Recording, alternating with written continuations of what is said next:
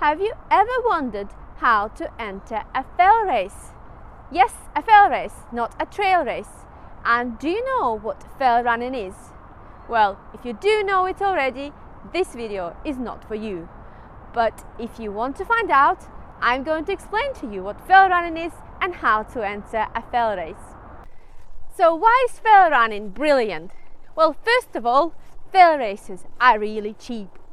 And that's because, according to the FRA, fell running is a non-commercial sport and the races should be run on a non-profit basis. It can cost from maybe £4, sometimes 4, 7, and long races might be up to £11. Secondly, most of the time you can enter a fell race on the day. Thirdly, it's a friendly and humble sport, open for all ages and abilities. And finally, fell running lets you discover gorgeous wild places where you might have never been before. Fell is a hilly mountainous terrain typical to the north of Britain. And the word fell comes from the Norwegian word fjord. Fell running is challenging with some inherent hazards. Quite often, fell races are run not necessarily on a path. They go through moors, bogs and scree. When you enter a fell race, when you register, runners sign a disclaimer basically stating that they take the full responsibility for their own safety. That's why willing to learn to navigate is very important. And then FRA provides navigation courses as well. I signed up for one for this September. Fellrunners Association was formed in 1970 in order to regulate the fell races. Now let's get to the point, to the main question of our video: how to sign up for a fell race.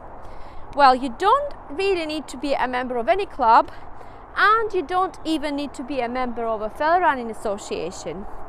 You can just go on the fell running website, which is www.fellrunner.org.uk, and go under races. All races are listed there by year and by months.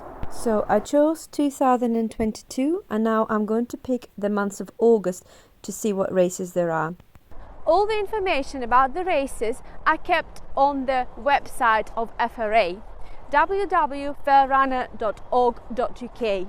You can find such information on there, like the race profile, the distance, the elevation. You can often find maps on there as well.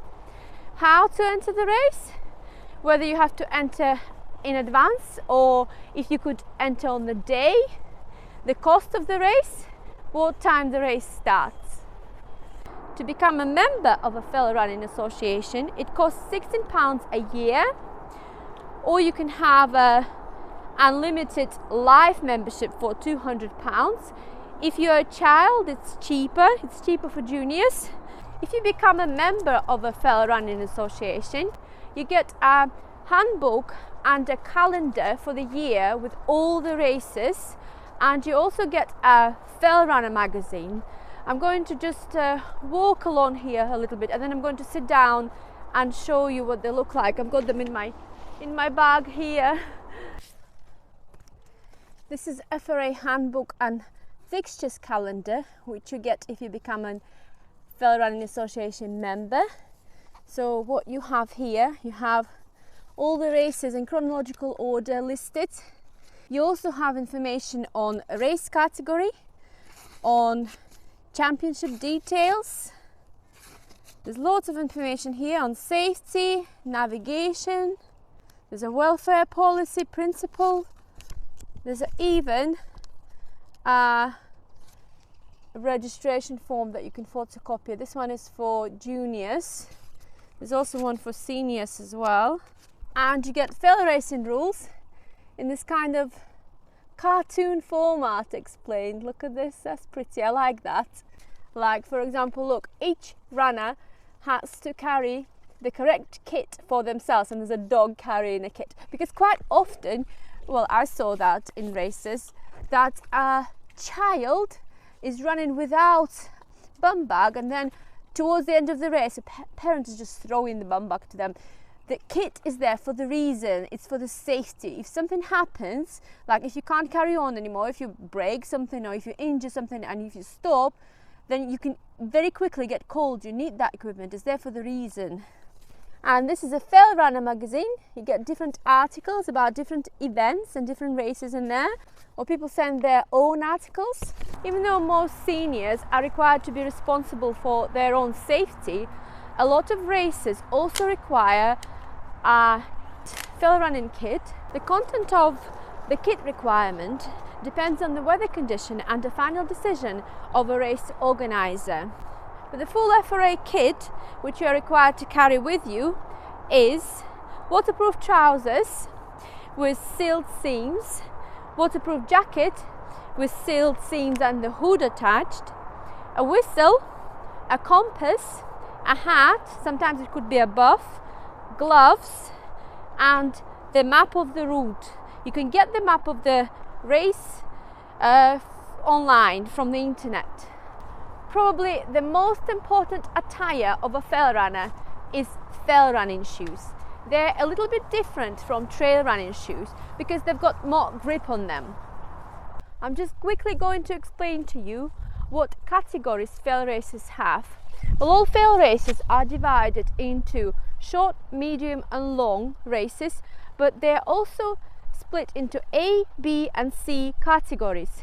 A category is the steepest race, so what elevation you get per kilometer.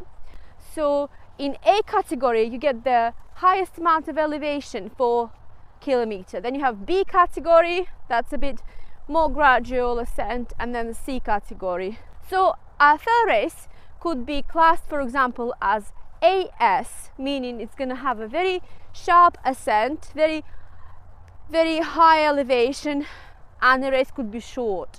Or it could be AM, meaning the elevation is still high per kilometer, but the race distance will be medium. Or you might have a category BL, means the elevation per kilometer is gradual, however the race is long. Short race would be up to 10 kilometers, medium race from 10 kilometers to 20 kilometers, and long race over 20 kilometers. The trail runners who find trail races are a little bit expensive might have a go at entering a long fell race. The only difference is that the use of GPS devices is quite often not permitted during fell races. But it could be a new challenge to try to navigate yourself. If you would like to see what fell races look like, you're welcome to go into my playlist and then find fell races folder. There are loads of races listed there, short, medium and long ones as well. Oh yeah, I forgot to mention, fell running is also a very social sport because there's always a pub at the end of a fell race or fell training. Well, of course you don't have to drink if you don't drink a lot. Like I sometimes just have a cup of tea and a little bit to eat.